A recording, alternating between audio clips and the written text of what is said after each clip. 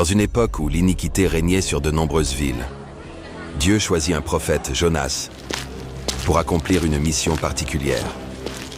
Bien reçu, mon ami. Nous nous reverrons la prochaine fois.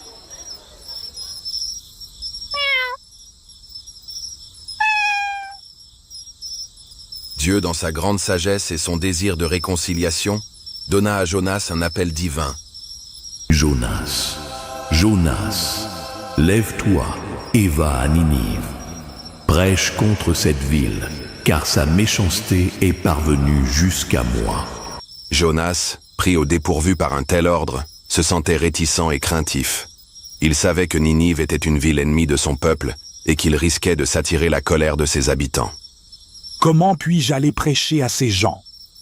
Ninive est une ville pleine de méchanceté, et je ne veux pas voir mon peuple souffrir davantage. Si Dieu veut les punir, pourquoi devrais-je les sauver? Plutôt que de répondre positivement à l'appel divin, Jonas décida de fuir. Il se rendit à Jaffa, une ville portuaire, où il prit un navire en direction de Tarsis, loin de Ninive. Dans son esprit, il pensait que fuir Dieu serait la solution. Mais Dieu avait un plan plus grand et plus complexe pour Jonas, un plan qu'il découvrirait bientôt.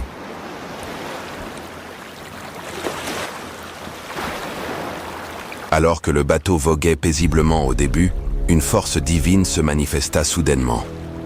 Un vent violent souffla sur la mer, et la mer devint déchaînée. La tempête était si violente que le bateau semblait prêt à se briser sous la furie des vagues. Les marins, pris de panique, crièrent désespérément à leurs dieux respectifs, espérant trouver une solution à ce danger imminent. Ô Dieu de la mer, sauve-nous! Pourquoi cette tempête? Dieu des vents, aie pitié de nous et calme cette furie. Nous allons tous périr si cela continue. Que devons-nous faire? Les marins, désespérés par l'intensité de la tempête, commencèrent à jeter dans la mer tout ce qui alourdissait le bateau, espérant alléger le navire pour l'aider à résister à la violence de la mer. Mais leurs prières et leurs actions n'avaient aucun effet sur la tempête. Au cœur de cette grande agitation, Jonas se trouvait dans la cale du navire, profondément endormi, insensible à la tempête qui faisait rage au-dessus de lui. Le capitaine, ne comprenant pas pourquoi Jonas ne réagissait pas, se précipita vers lui, furieux et confus, lui ordonnant de prier son Dieu. « Pourquoi dormez-vous, homme de Dieu? Prie ton Dieu, peut-être qu'il nous sauvera. Nous avons tout essayé, mais la tempête ne cesse de grandir. » Alors que la tempête faisait rage et que les marins ne comprenaient pas pourquoi cela leur arrivait, ils décidèrent de tirer au sort pour découvrir la cause de leur malheur. Le sort tomba sur Jonas. Les marins, maintenant plus inquiets que jamais, demandèrent des explications à Jonas. « Qui es-tu donc pour causer une telle tempête? Quel est ton peuple? Dis-nous la vérité. Tu as forcément une part de responsabilité dans ce malheur. » Je suis un Hébreu, et je crains l'Éternel, le Dieu du ciel, qui a fait la mer et la terre. C'est à cause de moi que cette tempête s'est déchaînée, car j'ai fui l'ordre de Dieu. Il m'a demandé d'aller à Ninive, mais j'ai pris la direction opposée. Je sais maintenant que cette tempête est un châtiment divin. Les marins, effrayés par la révélation de Jonas, furent saisis d'une grande crainte.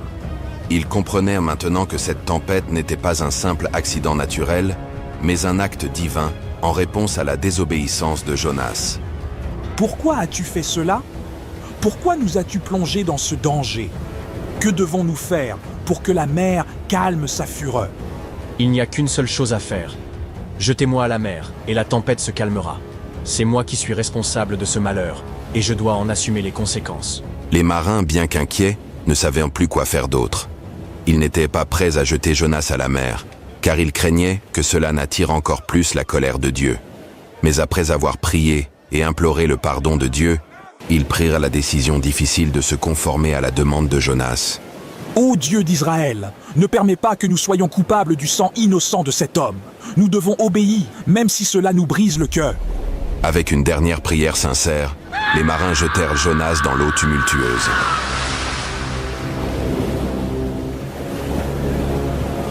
À l'instant où Jonas toucha la mer, une grande créature marine, souvent appelé un grand poisson, se précipita vers lui. En un instant, il fut englouti par la bête et la mer devint calme.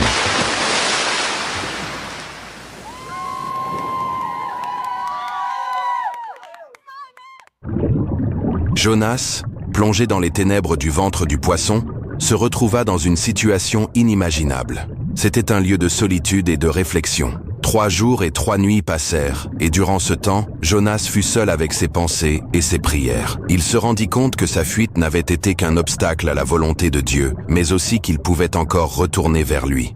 Seigneur, je suis dans le fond de l'abîme, mais même ici, je peux crier à toi. Sauve-moi, et je remplirai la mission que tu m'as donnée. Alors que Jonas priait, se repentait et se soumettait à la volonté de Dieu, Dieu écouta ses prières et ordonna au grand poisson de vomir Jonas sur la terre ferme.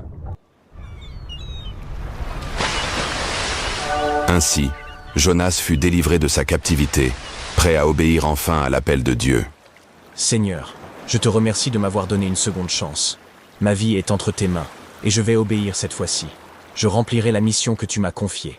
Lève-toi, va à Ninive, la grande ville, et prêche contre elle le message que je te dirai. Je vais y aller, Seigneur.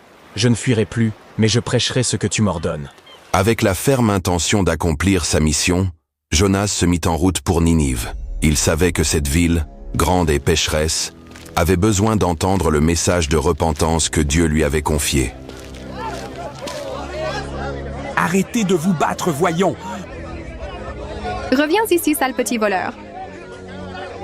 Ceste ma marchandise. Non, taille une voleuse. Mais arrête-toi, saleté de bête. Tu n'entends pas? Il commença à parcourir les rues de la grande ville, traversant ses quartiers, criant son message avec une urgence qui ne laissait aucune place à l'ignorance. Encore 40 jours, et Ninive sera renversée. Repentez-vous, car le jugement de Dieu est imminent. Je sais que ce message pourrait me coûter cher, que cette ville pourrait me rejeter, mais c'est ce que Dieu m'a demandé de faire. Les habitants de Ninive étaient choqués et troublés par l'intensité du message de Jonas. Au cœur de la ville, des murmures commencèrent à se répandre. Qu'est-ce qui se passe? Pourquoi ce prophète annonce-t-il notre fin? Prends garde à toi, Ninive, car tes jours sont désormais comptés. Ninive va être frappée par la puissance de Dieu. À l'étonnement de Jonas, les habitants de Ninive, du roi jusqu'au plus humble, réagirent au message de repentance qu'il leur avait proclamé. Ils prirent le message de Dieu au sérieux, et une profonde transformation commença à se produire. Des cris de détresse et de contrition se faisaient entendre dans toute la ville. Les gens, se rendant compte de la gravité de leurs péchés, se vêtirent de sacs et se couvrirent de cendres, symbole de leur humiliation et de leur repentir sincère. Nous avons péché contre Dieu. Nous devons nous repentir. Si nous ne nous repentons pas, nous serons détruits. Le temps est venu de nous tourner vers lui, de tout cœur. La parole de ce prophète ne peut être ignorée. Je me lève de mon trône, je dépose mon manteau royal, et je m'habille de sac comme tout un chacun. Peut-être que Dieu aura pitié de nous et nous épargnera. Que ni homme ni bête ne mangent, ne boivent, mais que tous, hommes et bêtes, se couvrent de sacs et crient à Dieu de toute leur force, qu'ils se détournent de leur mauvaise voie et de la violence qui est dans leurs mains.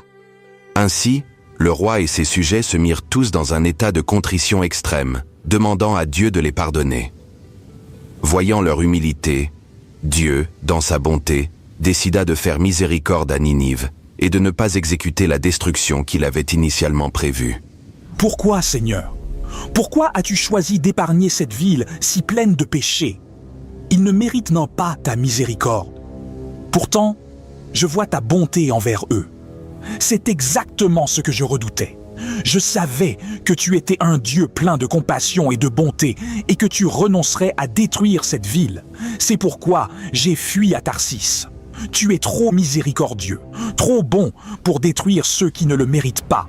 Jonas se fit une cabane et s'assit dessous, à l'ombre, jusqu'à ce qu'il vît ce qui arriverait à la ville. Et l'Éternel Dieu fit croître un ricin qui monta au-dessus de Jonas, pour lui faire de l'ombre à la tête et pour le délivrer de son malheur. Jonas se réjouit grandement de ce ricin. Mais le matin du jour suivant, Dieu fit venir un ver qui attaqua le ricin, et il se dessécha. Lorsque le soleil se leva, Dieu fit souffler un vent d'est brûlant, et le soleil frappa la tête de Jonas, si bien qu'il s'évanouit. Il demanda la mort. « Seigneur, était-ce trop te demander de me laisser cet arbre? Qui me procurait un peu de confort? C'est injuste, je préfère mourir que de voir Ninive encore debout. » Jonas, tu as pitié de ce ricin que tu n'as pas fait croître, qui est né en une nuit et a disparu en une nuit. Et toi, tu t'indignes que je n'ai pas pitié de Ninive, cette grande ville, avec ses habitants innocents qui ne savent pas ce qu'ils font, et de plus, beaucoup d'animaux. Ne devrais-je pas avoir de la compassion pour eux? Dieu, dans un acte de pédagogie et de miséricorde infinie, expliqua à Jonas que sa compassion allait bien au-delà des considérations humaines. Il ne s'agissait pas seulement de juger un peuple sur ses actions passées, mais de voir leur potentiel à changer, à se repentir et à être restauré.